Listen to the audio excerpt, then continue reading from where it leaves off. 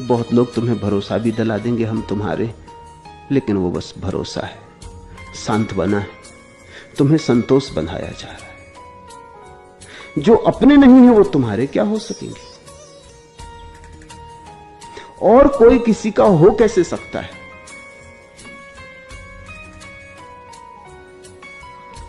कितना ही बेटा कहे मां से कि मैं तुम्हारा हूं, कल मां चल बसेगी,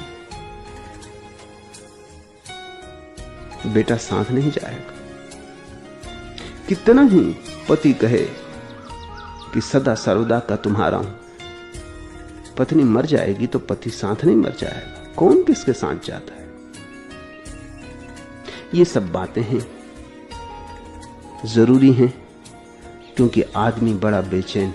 उसे संतोष की शराब चाहिए, उसे अफीम चाहिए ताकि वो सोया रहे।